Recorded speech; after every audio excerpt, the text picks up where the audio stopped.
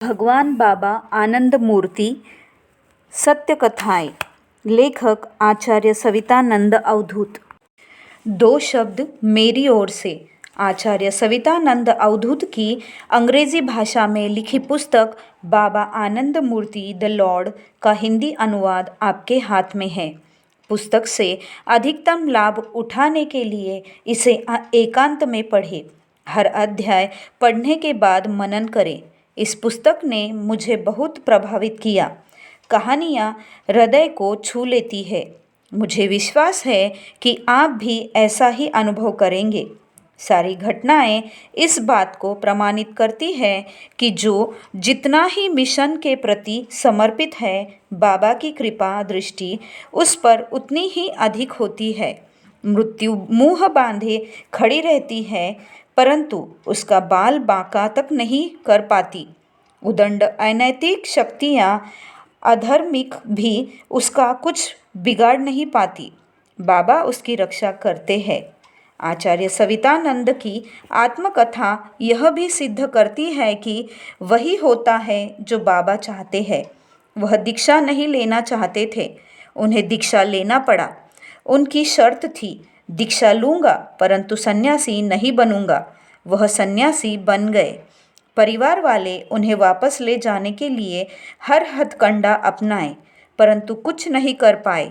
भारत सरकार ने उन्हें पासपोर्ट नहीं दिया, फिर भी वह देश से बाहर चले गए। जो मिशन में हैं, उनका चयन स्वयं बाबा ने किया है। किसे क्या करना है, इसका निर्धारण भी वही करते हैं। दादा को कश्मीर सरकार ने जेल में नज़रबंद कर दिया था। वह 19 माह जेल में सलाखों के पीछे रहे।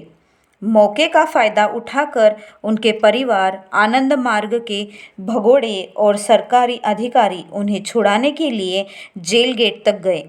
दबाव डाला, धमकी दी, प्रलोभन दिया, परंतु उन्होंने उनकी सहायता से रिहाई को ठुकरा दिया।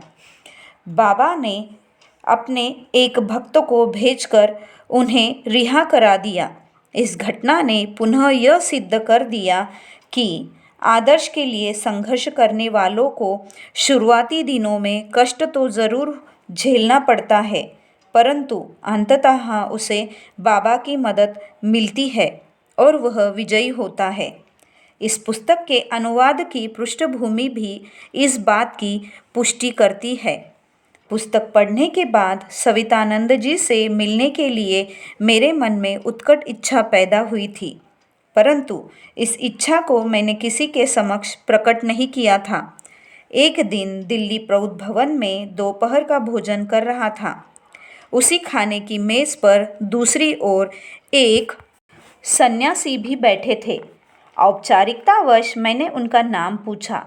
यह सुनकर कि वह आचार्य सवितानंद है, मेरा चेहरा खिल गया, क्योंकि बिना किसी प्रयास के मेरी इच्छा पूरी हुई थी। बाद की घटनाएं बताती है कि बाबा ने यह मुलाकात मेरी इच्छा पूर्ति के लिए नहीं करवाई थी, बल्कि इसके पीछे एक उद्देश्य छिपा था। इस मुलाकात के बाद हम लोगों के बीच संबंध गहरा होता गया। एक दिन घर पर उनका फ़ोन आया। मैंने हठात उनसे कहा, आप इस विलक्षण पुस्तक का लाभ हिंदी भाषी लोगों को क्यों नहीं दे रहे हैं? उनका उत्तर था, मैं भी यही सोच रहा हूँ, परंतु इस पुस्तक के अनुवाद की जिम्मेदारी लेने के लिए कोई आगे नहीं आ रहा है। मेरे मुंह से हठात निकल गया, मैं तैयार हूँ। उन्हें सुखद आश्चर्य हुआ था। उन्होंने बताया कि अभी अभी उनके मन में यही बात आई थी, परंतु प्रौद्ध में मेरी व्यस्तता देखकर अपने दिल की बात कहने की हिम्मत नहीं जुटा पा रहे थे। मेरी हाँ से उन्हें बड़ी प्रसन्नता हुई। मुझे उनसे भी अधिक प्रसन्नता हुई जब उन्होंने अनुवाद के लिए हाँ कह दी। उसी दिन से अपनी अति व्यस्त कार्यक्रम में से कुछ समय निकालकर मैं इस कार्य में जुट गया। फल सामने है। बाबा ने एक बार कहा था, हर घटना पूर्व नियोजित एवं पूर्व निर्देशित है। इस पुस्तक को पढ़ने के बाद इस कथन की पुष्टि के लिए और सबूत की आवश्यकता नहीं होगी। राम ने नदी पार करने के लिए नाव का उपयोग किया था। वह नाविक धन्य हो गया था क्योंकि प्रभु के चरण से उसकी नाव पवित्र हो गई थी। मैं भी अपने को धन्य मानता हूँ क्योंकि बाबा के परम प्रिय भक्त की अनुभूतियों को हिंदी पाठकों तक पहुँचाने का मुझे सुअवसर मिला।